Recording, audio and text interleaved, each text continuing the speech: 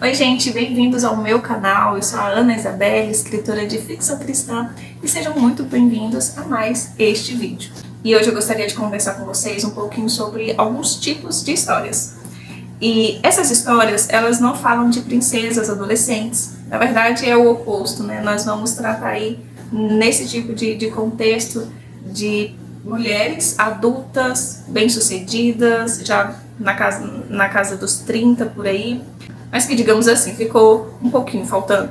Apesar de alguns sonhos ainda estarem engavetados, essas mulheres ainda têm a fé, a esperança de que Deus pode surpreendê-las. E este é o nosso segundo episódio do reality literário. Finalmente! E neste segundo episódio eu quero contar para vocês como foi ler Mil Passos ao Sul, da Camila Antunes. Camila Antunes é autora também de Deixa Nevar. Eu já mencionei este livro aqui no canal e hoje eu quero contar sobre esta segunda publicação pela Thomas que a Camila fez. Enfim, já foi a terceira vez que eu li este livro e eu posso dizer que ele é muito bom. Para começo de conversa, ele é uma comédia romântica, o meu tipo de gênero literário, tanto para ler e para escrever preferidos, né? Eu sou o tipo de leitora que simplesmente devora esse tipo de livro. Sério mesmo. Mas antes eu quero que vocês vejam como foi ler este livro pela terceira vez.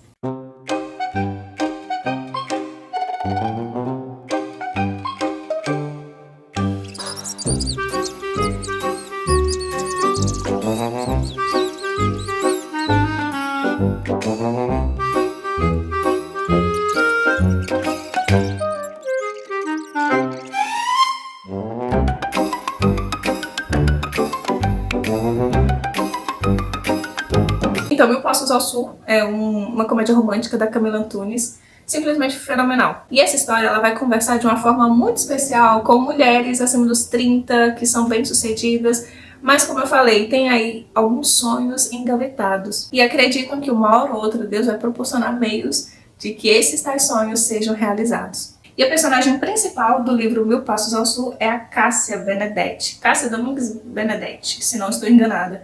E a Cássia já tem 33 anos, é uma mulher muito bem sucedida e que teve altos e baixos no que diz respeito a relacionamentos amorosos. Para todos os efeitos, ela não é uma personagem desesperada por amor, por atenção do sexo oposto. Ela simplesmente aprendeu a se proteger devido a tantas desilusões que ela sofreu ao longo da vida.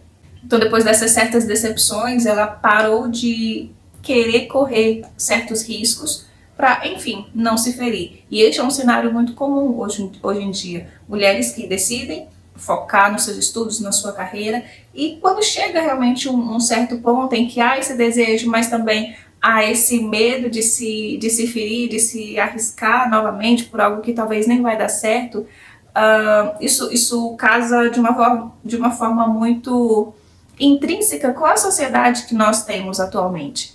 E aí é quando algo pequeno, quase irrisório acontece. Um descuido, um clique e uma codorna envia um e-mail que foi escrito 13 anos atrás. Anos atrás? Então eu tinha o quê? Ela tem 33. 13 anos atrás ela tinha... Nossa! 20 anos. Jesus. Né? Acho que é. Tinha 20. Os erros dos 20. Meu Deus. E o passado, que parecia resolvido, volta a atormentá-la. Ele volta a atormentá-la não como uma acusação, mas como uma pergunta, né? E se desse certo? E aí nós somos apresentados então ao Estevão Valim, que no caso é o destinatário deste e-mail. Diante desse encontro com o passado, né, com o Estevão, que ela achava que era apaixonada, ela se vê também incluída em um triângulo amoroso. É o máximo que eu vou falar até aqui. E esse triângulo amoroso ele vai te fazer conjecturar muitas possibilidades e vai te tirar muitas risadas. O que eu acho mais incrível nisso tudo é que o passado, quando ele bate a tua porta novamente, nem sempre volta para te dizer que agora é o momento. Mas talvez para você finalmente encerrar aquele ciclo que deveria ter sido encerrado há muito tempo. E é isso que a Camila Antunes faz tão perfeitamente em Mil Passos ao Sul. E a Cássia então começa a perceber que o passado ele não era mais tão relevante assim na sua vida. E foi justamente esse encontro que a fez perceber isso. Diante de um plot twist bem bacana, A autora ela mostra a personagem principal, no caso a Cássia, se voltando para aquele que unicamente poderia resolver o problema. E diante disso eu gostaria de ler para vocês um pequeno trecho. Por isso, agora que a angústia me dominava, eu sabia a quem deveria recorrer, onde deveria ir. Havia um lugar onde eu poderia encontrar refúgio, onde poderia encontrar perdão. Perdão por ter mentido, mesmo por um motivo que me parecia bom. Perdoe-me, Deus, eu devia ter feito do jeito certo. Havia um lugar de onde o amor original emanava, um amor que visitava cada cantinho vazio do meu ser e o preenchia. Uma atmosfera ímpar se criava quando eu estava sozinha com ele, sendo tomada pelo mover do Espírito Santo. Nele eu era satisfeita, nele eu era preenchida. Como vocês puderam ver, eu li Mil Passos ao Sul algumas vezes e de todas as vezes eu posso dizer que foi exatamente como essas cenas mostraram para vocês. Foi no caos, no meio da rotina, na hora que dava, mas mesmo assim esse livro me marcou. Até porque histórias assim, elas não pedem um silêncio perfeito, elas esperam simplesmente a verdade.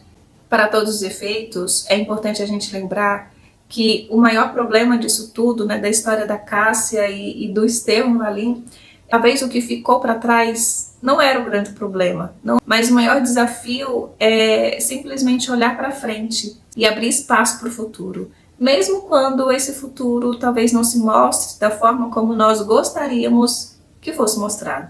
E este segundo episódio do reality literário, ele não é simplesmente sobre um livro, mas também sobre reconhecer o encerramento de ciclos e capítulos das nossas vidas. Esses encerramentos de capítulos e fases, eles devem nos dizer que é necessário que nós permitamos Deus escrever novas histórias em nossas vidas.